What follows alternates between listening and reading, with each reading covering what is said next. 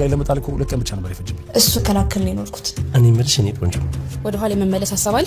እስኪ ተመልከጂ። ቆይተኝ እንደዚህ ሞኝ ሰው መስልሻል? አሁን ገና ነው ልጅ የሁለታችንም ኃላፊነት መሆኑን የተረዳሁት። ለምን ደነገጥሽ? አንቺም እንደኔ እንግዳ ነሽ።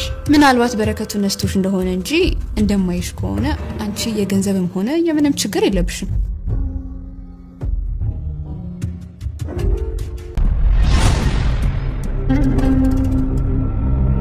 ያለፈ ታሪኬን የቀበርኩት መሰለኝ። እሱንም ራሴንም ከዛ እውነት ስከላከል ነው የኖርኩት። እኔ እንጃ፣ እኔ ብዙ ነገር አላውቅም። ነገር ግን ብዙ ነገር መመስረት ያለበት ብዬ የማስበው በእውነትና በእውነት ብቻ ነው። ልክ ነሽ። ምልሽ እኔ ቆንጆ። ወይኔ አባት፣ አንቺ ምን አይነት ነፍስ ነው ያለሽ? ነፍስህ ነፍሴ ነው። አታውቅም ነው አይደል?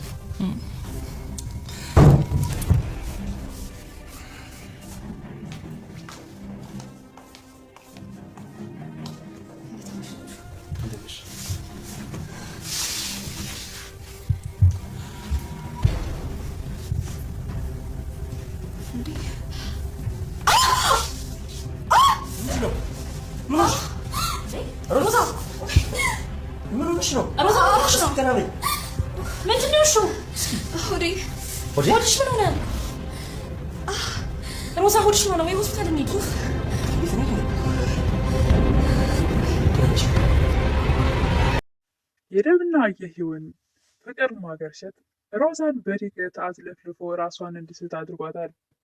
ሉሊት ወደ ትምህርት ቤት ስትሄድ በድንገት መንገድ ላይ ተዝለፍልፋ ስትወድቅ አግት የተባለው ሰውዬ እንደውም እንኳን ሊያግታት አሳክሞ ወደ ቤቷ መልሷታል።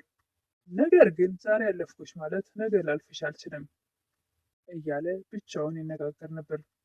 ሔዋንና ደብም ከስንት ዓመት በኋላ ፍቅራቸው ስራ ገረሸባቸው። እሱም ለብቻው እሷም ለብቻዋ ሆና በውስጣቸው የነበረውን የደስታ ስሜት በመግለጽ እሷም ለብቻው እሱም ለብቻው ራሳቸውን እስኪስቱ ድረስ ይህን ነገር ሮዛ ስላየች ሮዛ እጅግ በጣም መበሳጨት አልፎ ራሷን እንድትስት አድርጓታል። ሰላም ጤና ይስጥልኝ ውድና የተከበራችሁ በመላው ዓለም ያላችሁ ኢትዮጵያውያን ኤርትራውያን እግዚአብሔር ይመስገን ደህና ነኝ። ባሏ ሙሽራ ይዞባት የመጣው ሚስት ወይም ደግሞ ትንሿ ሙሽራ ክፍል 37 አብረን እናያለን። የባለፈው ክፍል ሔዋን ለደብ ፍቅሯን ስትገልጽለት ሮዛ ብቅ ብላ አይታቸው ነበረ ቪዲዮ ያለቀው። ቀጣዩ ክፍል ሔዋንና ደብ ከስሜታቸው ሲነቁ ደብ እጅግ በጣም ተጸጽቶ ልክ ነን እንዲያደረግነው በሚል ሰዓት እኔ እኮ የትም ቦታ ባገኝህ የማደርገውን ነው ያደረግኩት ትላለችዋል። አስበሽዋል? እኔ እኮ ትዳር ያለኝ ሰው ነኝ ይላል ደብ። ሔዋንም ደብ ግን ጤነኛ ነህ ትላለች። ልክ ነሽ፣ ጤንነቴ ላጠራጥርሽ ይችላል፣ ትዳሬ በጫፍ ላይ ነው ያለው ይላል ደብ። ግን ደግሞ ያ ያበቃለት የሚመስል ትዳር ልጅ ይዞልኝ ሊመጣ ነው ይላል ደብ። እና ወደ ኋላ መመለስ ትፈልጋለህ ትላለች ሔዋን። የኔና አንቺ ጊዜ እኮ ይመጣል ይላል ደብ። ማለት ነው የኔና አንቺ ጊዜ ዛሬ ያልተጠቀምንበት ጊዜ ነገ እኮ አንዳችን ላንኖር እንችላለን። ዛሬ የገፋው ፍቅር ነገ ዋጋ ያስከፍልሃል ብላ ጥላው ትሄዳለች ሔዋን። ሮዛም የደብና የሔዋንን የነበራቸውን የፍቅር አገላለጽ አይታ ተመልሳ ወደ ክላሷ ወይኔ ሰራልኝ፣ ለካስ እኔ ብቻ አይደለሁም ውሽማዬን በቤት ውስጥ ያስቀመጥኩት በማለት ተምለካ ውሽማህን አይኔ ስር ነው ያስቀመጥካት። ሮዛን ፎቶ አንስታቸው ስለነበረ መቼና የት እንደሆነ ጊዜው ባላቅም የፎቶ አስፈላጊ ነው በማለት ፎቶቸውን ሴቭ ታደርጋለች። ቃኔ አሸናፊ የመሆንበት ጊዜ እየመጣ ነው ማለት ነው በማለት ትደሰታለችም ትናደዳለችም። ሔዋንና ደብም ከተለያዩ በኋላ ያሳለፏትን የአጭር ጊዜ ወይም ደግሞ የአጭር ሰከንድ የፍቅር ስሜታቸውን ሁለቱም በያሉበት ሆነው ሔዋንም ባለችበት ሆና እንዴት እንደነበረው በማስታወት በሀሳቧ ስምጥ ብላ ሉሊት ትመጣለች። ቆይ ግን የትኛው ዓለም ነች ትላታለች ሉሊት። እኔ እና እሱ ያለንበት ብቻ ነዋ ትላለች ሔዋን። ሉሊትም ቆይ ግን እሱ የምትይው ሰው ማን ነው ትላለች። እሱ አልኩ እንዴ ብላ ትደነግጣለች ሔዋን። ቆይ ግን ምንድነው አንቺ የምትፈልጊው ትላለች ሉሊት ሔዋንን። ሔዋንም እሱም ብቻ ትላለች ደጋግማ። ቆይ ግን ምን አይነት እድለኛ ሰው ነው አንቺን ያገኘ ትላለች ሉሊት። ሔዋንም ባገኘውማ ከሱ በላይ እኔ እድለኛ ነበርኩ፣ ነገኝም ማን እንደሆነ ትደብቅኛለች ትላለች ሉሊት። አታውቂውማ ትላለች ሔዋን። ሉሊትም አውቀዋለሁ እባክሽ በምትላት ሰዓት ሔዋን ትደነግጣለች። ማለቴ ጀግናዋን ሴት የሚያንበረክክ ጀግና ወንድ ነው ብዬ ነው ትላለች ሉሊት። ሉሊትም ሔዋን ስትደነግጥ አይታ ለምን ደነገች ትላታለች። አውቀዋለሁ ብለሽ ነው እያስደነገችኝ ትላለች። ለምን ችግር አለው ባውቀው ሔዋንም ወደ ሀሳብ ታስቀይራለች። ሉሊት የት እየሄድሽ ነበር ትላታለች። ከሰዓት ክላስ ነበረኝ፣ ነገር ግን ጥሩ ስሜት እየተሰማኝ አይደለም፣ ራሴን እያመመኝ ነው ስትላት ሉሊት ሔዋንም ያን ያክል ካልሆነ ክላስሽን ባታቋርጭ ጥሩ ነው፣ መሄድ አለብሽ ትላታለች። እሺ ልሂድ ብላ ትወጣለች። ሔዋንም ልታናዘዘኝ ነበር እኮ ይች ትንሽ ልጅ ትላለች። ደብን በበኩሉ ለዛች ለአንድ ደቂቃ የማትሆን ለትንሽ ቅስፈት ያሳለፏትን የፍቅር አገላለጻቸውን እሱን እያስታወሰ በሀሳብ ቀደጥ ብሏል። የት እንዳለም አያውቅም፣ በስሜት ተወስዷል። ብዙ ዓመታት በልቤ የቀበርኩትን ፍቅር በምን አይነት አስማት ነው የቀሰቀችብኝ እያለ ብቻውን በሚያወራበት ሰዓት ከኋላው ደግሞ ከጀርባው ቁማ ሚስቱ ሮዛ እያዳመጠችው ነበር። ሮዛም ህልምህንም ቅጀትህንም ከአንተ ላይ ነጥቅብሃለሁ። ሮዛም በልቧ እያወራች በአንደበቷ ግን ዴብን ተደስተ ስላየሁ በጣም ደስ ብሎኛል ትለዋለች። በእኔ ደስታ ስለተደሰት እኔም አመሰግናለሁ ይላል ዴብ። ሮዛም ሆስፒታል ውሰደኝና ቼክአፕ ማድረግ አለብኝ ትላለች። ግን ደግሞ ትታኝ እንድትመጣ አልፈልግም ትላለች። ምነው ሌላ ጊዜ ትተሽኝ አብሬሽ ልሆን ስልሽ እንኳን አትፈልግም አልነበር ትላለች። አሁን ነው እንግዲህ የሁለታችንም ልጅ ስለሆነ የሁለታችንም እንክብካቤ እንደሚያስፈልገው እየገባኝ ትላለች ሮዛ። ግን አንድ ነገር አላማረህም ትላለች ሮዛ። ምንድን ነው ብሎ በሚጠይቃት ሰዓት እኔም አቀፍ ግን ደግሞ እንደዚህ በአንድ ጊዜ የኔን ጠረን ትረሳለህ ብዬ አላሰብኩም ነበር። ደብም ለማንኛውም ሞት ትጠብቅሻለህ ብሎ ጥሏት ይወጣል። ሮዛ እያወቀች ደግሞ እያየቻቸው አልመሰለውም ደብ። ሉሊትም ጥሩ ስሜት እየተሰማኝ አይደለም፣ ራሷን አሞኛል እያለች ወጣ ወደ አሁኑ መንገድ ላይ ተዝለፍልፋ ትወጣለች። ሮዛ አግታት ወይም ደግሞ የሆነ ነገር አድርጋት ብላ የላከችው ሰው እንደውም ወስዶ ሆስፒታል አሳክሞ ሮዛም ሔዋንን በጣም ይገርማል፣ የዚህን ያክል ጊዜ እንግዳ ትሆኛለሽ ብዬ አስቤ አላውቅም ነበር ትላለች። ሔዋንም እኔም አላሰብኩትም ነበረ እና ትሄጃለሽ ትላለች ሮዛ። አዎ ሄዳለሁ። መች ነው የምትሄጂው? ሲበቃኝ።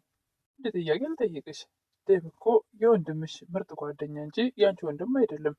ምናልባት በረከቱን ነክስቶች ካልሆነ በስተቀር እንደማይሽ ከሆነ የገንዘብም ሆነ ምንም ችግር የለብሽም። ክብርና የግል የሚባል ነገር አለ ትላለች ሮዛ። እንግዳውስ ከዚህ እንድረቅ እያስገድርሽ ነው መሆኑ ነው። እኔ ወዳጆች እዚህ ሆነው ሆቴል እንዲሆን አታስገድጅኝ። ሲጀመርም አንቺ ይህን ጥያቄ ለእኔ ልጠይቅኛችም። አንቺም እኮ እንደኔ እንግዳ ነሽ ለዚህ ቤት። የሚገርምሽ ነገር ይሄ ቤት ሳይመቸኝ አይቀርም ትላለች ሔዋን። ምቾቱ ቤቱ ብቻ ነው ወይስ ያሉትን ሰዎች ያካትታል? ትላለች ሮዛ።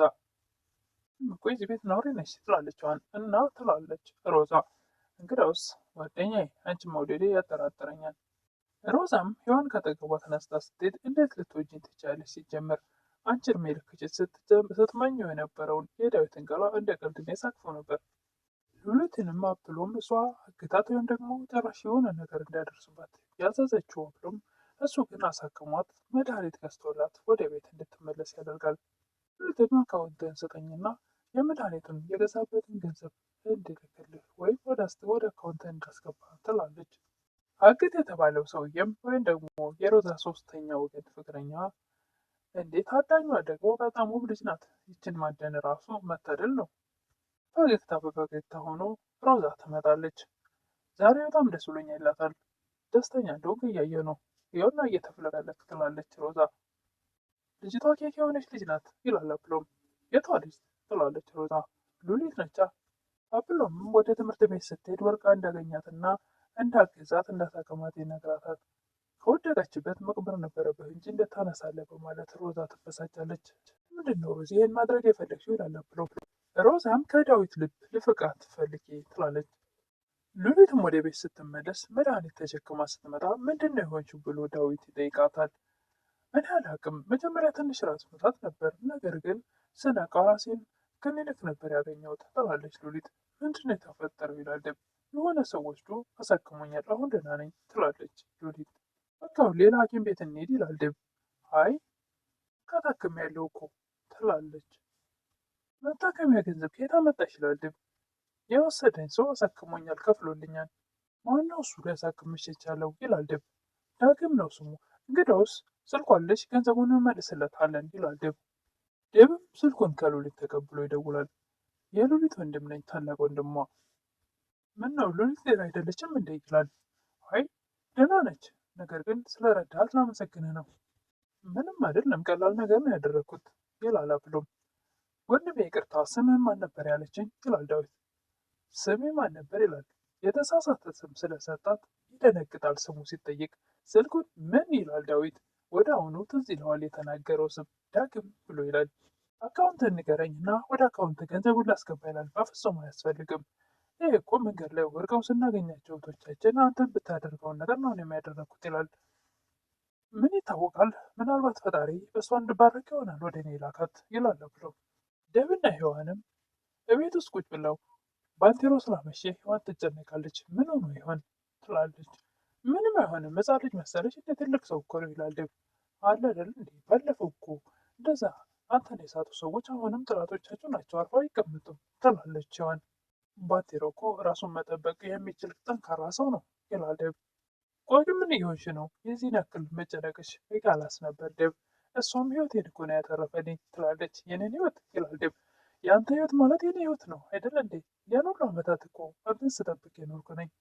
በስተመጨረሻም ሶፋ ላይ ቁጭ ብለው ደብና ሔዋን ፍቅራቸውን እንደለመዱት ሊገልጹ ሲፈልጉ ሮዛ በርኳ ታደርጋለች። ሁለቱም ደንግጠው በስነ ስርዓት ተስተካክለው ሲቀመጡ እሷ አሁኑ ወደ ሆኑ መታ እንግዲህ እነሱን ለመፈተሽ አውቃ ይሆን እውነቷን ይሆን ወዴን ወካኝ በማለት ተዝለፍልፋ ወድቃለች። የእውነቷን ይሆን የምታወራው ነገር ወይስ እነሱን ለመፈተሽ ይወዱኛል አይወዱኝም አይነት ነገር ነው ወይስ ደግሞ የሆነ ነገር ብቻ ወይ እነሱን ስላየች ውስጧ ስለተበሳጨ ይሆን ጽንሷ ሊወርድ ይሆን? እሱን እንግዲህ በቀጣይ የምናይ ይሆናል። ለዛሬ ግን የባሏ ሚስት ወይም ደግሞ ሙሽራ ይዞባት የመጣው ሚስት ወይም ደግሞ ትንሿ ሙሽራ ክፍል 37 ይህን ይመስል ነበረ። በቀጣይ እስክንገናኝ መልካም ቆይታ እያልኩ ለምታበረታቱኝ እህቶቼም ምስጋናዬ ከልብ ነው። አዲስ የሆናችሁ ደግሞ ላይክም ደግሞ ሰብስክራይብ እያደረጋችሁ አበረታቱኝ እላለሁ። አመሰግናለሁ።